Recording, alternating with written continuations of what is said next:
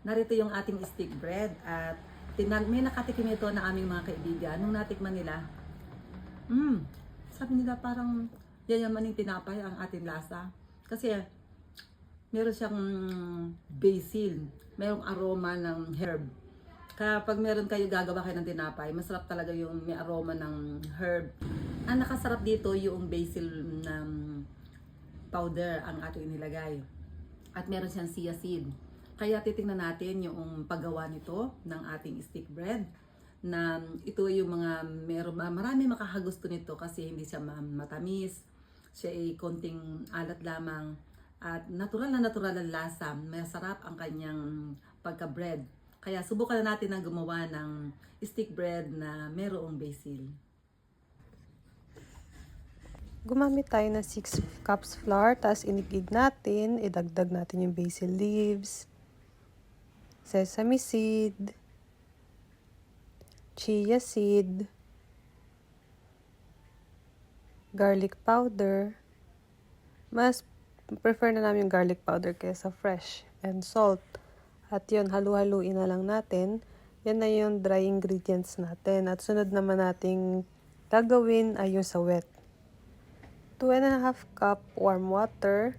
At ilalagay naman natin yung active yeast, then sugar, para siya ay yan yung gagawin natin pampaalsa. Ayan, haluin natin. At ilalagay na natin to sa dry ingredients. Pero napansin namin na hindi siya masyadong nag-bloom. So, kahit nga siguro wala ng yeast, okay na din. And 2 tablespoon oil. Yan, mix lang natin. Kung meron naman kayo mixer, pwede. Ginamit lang namin ay yan. By hand lang yung aming pagmamasa. At saka, i-rest lang natin siya for around 30 minutes pagkamasa. At pwede na natin siyang i-shape ng gusto natin. Ang ginawa namin ay pahaba. Yan, i-roll muna namin siya ng pabilog. Tapos yung pinaalisa nga muna namin ng 30 minutes. Ayan, medyo lumaki naman siya ng konti.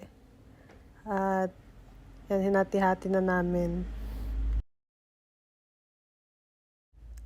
Yan, i-roll lang natin.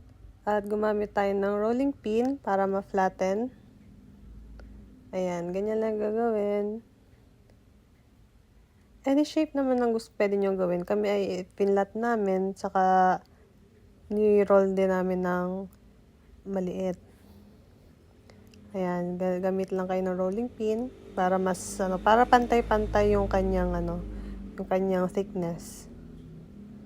Ayan, plugin nyo ng oil yung pan para hindi masyadong dikit pag na-bake na. Ayan na nga, maliliit lang yung ginawa namin. Meron kami slicer. Pang pizza siya, pero pwede mong gamitin sa baking. Ayan, ni-roll namin siya ng konti na ganyan para naman well distributed yung init niya pag nilagay na namin. Kasi yung gamit namin ay yung gas stove lang. Hindi namin nasukat kung gaano kainit, pero lang siya, 10 to 15 minutes lang. Pero tingnan nyo din, pag medyo brown na, ay ilabas nyo na dun sa oven. Ayan, pinatas-patas na namin siya. Napakadali lamang nitong gawin at malinamnam talaga.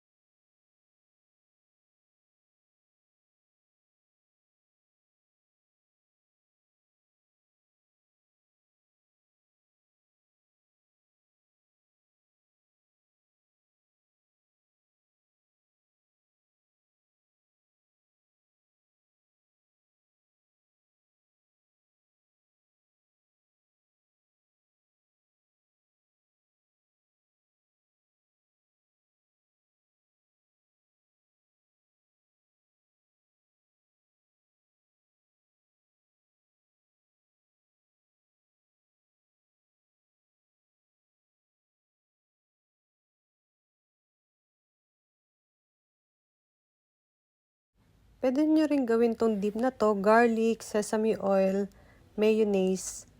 Yan lang yung ginamit namin. Ayan. Masarap siya, compatible siya dun sa bread na ating ginawa. Napakadali lang at pwede nyo talaga tong gawin. Narito na nga ang ating garlic stick bread na masarap at napakaraming nagagawa sa 1 kilo.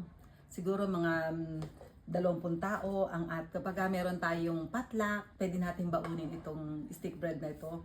At meron nga tayong ginawa na pinaka-sauce niya na alam natin na mga basic nito ay yung sesame oil, mayonnaise. Kung marunong kayong gumawa ng sariling mayonnaise, yun.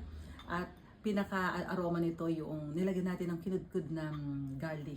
Pagsamasamahin nyo lang. At kami ay mahilig maglagay ng siya. Nilalagay din namin. Kung anong gusto nyo ring idagdag.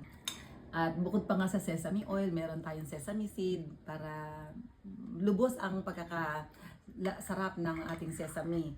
At tingnan nyo ang ating mayonnaise.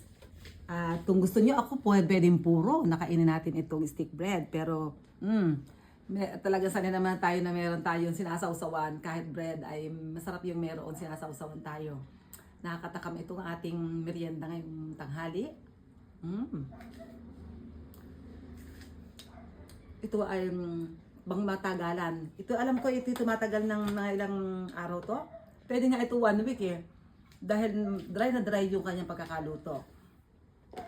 Kaya tayo matuto tayong gumawa ng simpleng pagkain na bread. At atin ito yung pwedeng baunin, atin itong pwedeng dalhin sa office, ating mga work, ay masarap tayo meron simpleng pagkain. Tayo na mismo ang gagawa. Alam natin yung mga ingredients. Kaya marami pong salamat sa patuloy na pagsubaybay sa mga ka-natural ni Pastor Vito.